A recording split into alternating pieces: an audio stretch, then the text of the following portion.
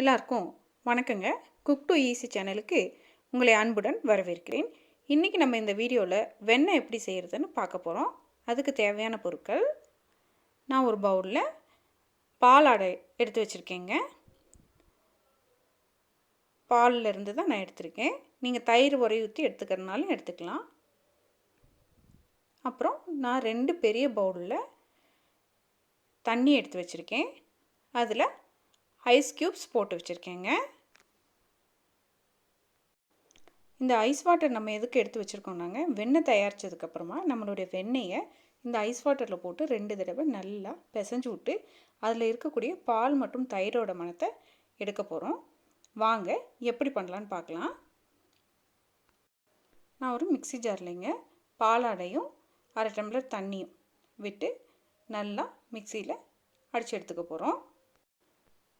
பாருங்கள், ஒரு 30 செகண்ட் போல் மிக்சியில் அடிச்சிட்டோம். நமக்கு வெண்ணெய் நல்லா திரண்டு வந்துருச்சு. இப்போ இந்த வெண்ணெயை எடுத்து நம்ம ஐஸ் வாட்டரில் வச்சு நல்லா பிசைஞ்சு எடுத்துக்க போகிறோம். இந்த மாதிரி நம்ம ஏன் பிசையணும் அப்படின்னு சொன்னோம்னா, நம்ம பாலில் இருந்தோ இல்லாட்டி தயிரில் இருந்தோ தான் இந்த ஆடையை சேகரிச்சிருக்கோம். அதில் இருக்கக்கூடிய தயிர் மற்றும் பாலுடைய மணத்தை எடுக்கிறதுக்காக தான் இது பண்ணுறோம். இது ஒரு 2 தடவை 3 தடவை இந்த ப்ராசஸை நம்ம கண்டினியூஸாக பண்ணும்போது அதில் இருக்கக்கூடிய அந்த பால் மற்றும் தயிரின் மனம் முற்றிலுமாக நீக்கிடலாங்க. அதுக்காக தான் இது நம்ம செய்கிறோம்.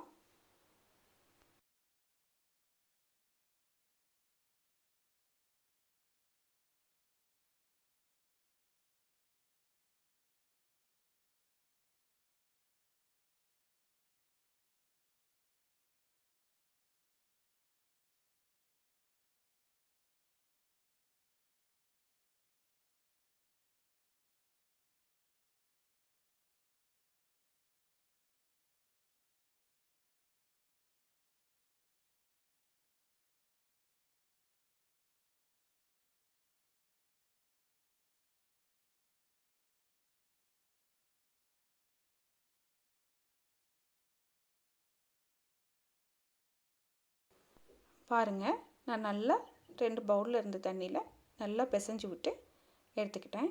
இப்போ அருமையாக நம்மளுடைய வெண்ணெய் தயாராகிடுச்சுங்க.